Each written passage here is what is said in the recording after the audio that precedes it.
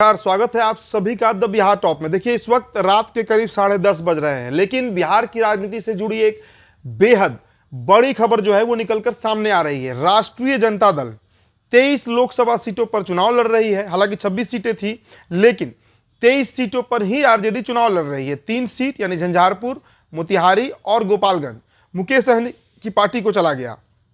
अब देखिए करीब 10 से 11 सीटों पर आरजेडी ने अपने प्रत्याशियों के नाम घोषित किए थे, लेकिन अभी एक ताज़ा जो सूची निकलकर सामने आ रही है जिसमें 22 लोकसभा सीटों पर प्रत्याशियों के नाम फाइनल कर दिए गए हैं। और ये सूची जो है वो खुद राष्ट्रीय जनता दल ने जारी किया है। आपको क्रमशः हम बताएंगे कि 22 लोकसभा पर आरजेडी के सिंबल पर कौन कौन से प्रत्याशी चुनाव लड़ रहे हैं। कई को तो आप जानते होंगे, लेकिन कई नए चेहरे इसमें जो है वो शामिल किए गए हैं। देखिए सिलसिलेवार तरीके से हम बताते हैं आपको। गया से कुमार सर्वजीत पासवान, नामांकन भी इनका हो चुका है। नवादा से श्रवण कुमार कुशवाहा, इनका भी नामांकन हो चुका है। सारण से रोहिणी आचार्य, सभी जानते हैं कि लालू प्रसाद यादव की बेटी है रोहिणी आचार्य और वो चुनाव लड़ रही हैं। जमुई से अर्चना रविदास, उनका भी नामांकन हो चुका है। बांका से देखिए जयप्रकाश यादव, ये वहां से सांसद रह भी चुके हैं और फिर से जयप्रकाश यादव को आरजेडी जो है वो अपना प्रत्याशी बांका लोकसभा से बना रही है। पूर्णिया बीमा भारती, सभी जानते हैं पप्पू यादव से सीधी टक्कर है बीमा भारती की, और बीमा भारती जो है वो पूर्णिया से राजद के सिंबल पर चुनाव लड़ रही है। दरभंगा देखिए, दरभंगा को लेकर संशय था। ललित यादव, नाम नोट कर लीजिए, ललित यादव जो है वो दरभंगा से आरजेडी के प्रत्याशी डिक्लेयर हो चुके हैं। अगर बक्सर की बात करें तो सुधाकर सिंह, कई दिनों से नाम पर चर्चा थी, नाम पर लगभग औपचारिक मुहर भी लग चुका है। सुधाकर सिंह। सुपौल देखिए, सुपौल को लेकर कई तरह के नाम चल रहे थे, लेकिन चंद्रहास चौपाल जो हैं दलित चेहरा है और ये बड़ा मैसेज आरजेडी जो है वो दे रही है।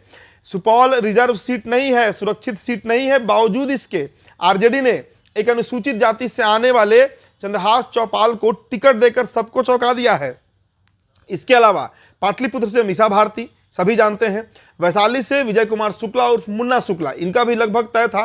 औरंगाबाद से अभय कुमार कुशवाहा, पहला चरण में चुनाव है, 19 अप्रैल को वोटिंग है और अभय कुमार कुशवाहा का नामांकन हो चुका है। हाजीपुर देखिए, चिराग पासवान के खिलाफ शिवचंद्र राम जो है वो प्रत्याशी बनाए गए हैं। और इसमें यह भी खबर है कि एक बड़ा वोट बैंक जो है, क्योंकि हाजीपुर लोकसभा यादव बाहुल्य है और शिवचंद्र राम की जाति भी वहां पर करीब 1.25 लाख से 1.5 लाख के बीच उनकी वोट है, तो शिवचंद्र राम हाजीपुर से प्रत्याशी बनाए गए हैं।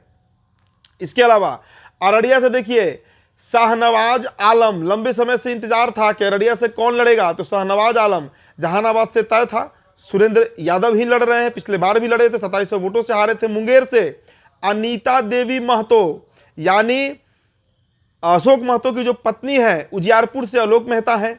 सीतामढ़ी से अर्जुन राय, देखिए सीतामढ़ी से कई नामों पर चर्चा थी, लेकिन अर्जुन राय लास्ट में फाइनल कर दिया गया है। यादव जाति से आते हैं और यादवों का सीट भी सीतामढ़ी माना जाता है। इसके अलावा मधुबनी से अली अशरफ फातमी, ये नाम भी लगभग तय था। वाल्मीकि नगर से दीपक यादव, ये बड़ी खबर है, वाल्मीकि नगर से दीपक यादव जो हैं वो प्रत्याशी बनाए गए हैं।